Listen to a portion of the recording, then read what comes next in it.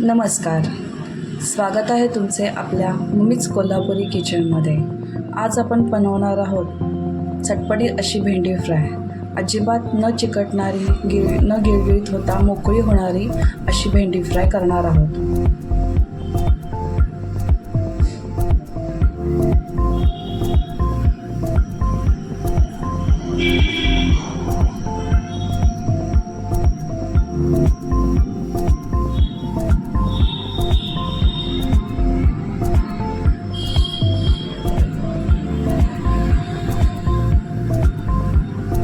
चला तर सुरू करूया। त्यासाठी आपल्याला 250 ग्रॅम भेंडी लागेल।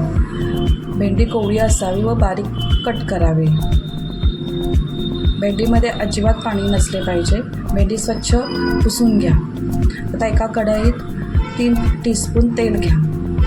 तेल थोडं जास्त लागेल कारण भेंडी एकमेकांना चिकटू नये म्हणून। तर मोहरी पाव टीस्पून टाका, मिरच्या 2 टाका, किसलेले आले अर्धा टीस्पून टाका। आल्याचा कच्चापणा जाऊस तोपर्यंत भाजून घ्या।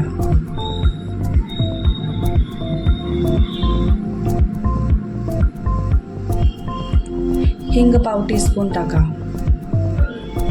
आता बारीक कट केलेली भेंडी टाका। तर भेंडी एकसारखी मोठ्या गॅसवर परतवून घ्या।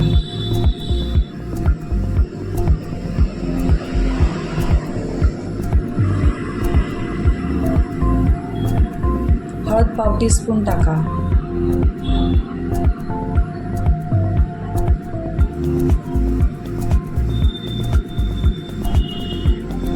भेंडी खाली लागू नये म्हणून एकसारखं हलवत राहा।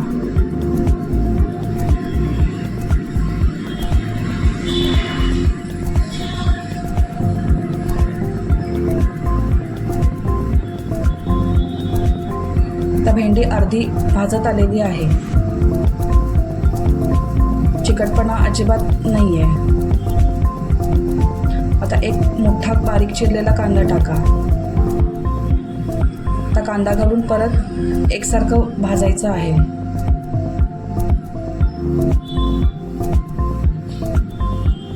आता कांदा थोडा भाजलेला आहे तेव्हा मीठ चवीनुसार टाका।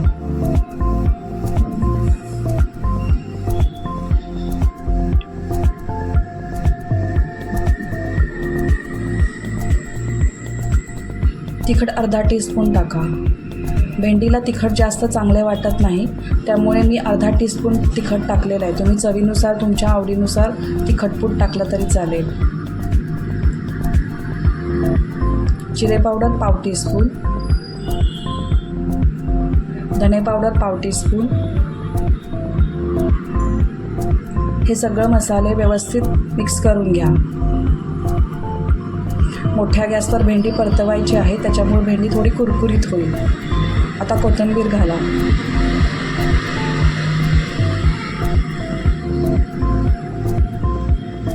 आता आपली भेंडी तयार झालेली आहे।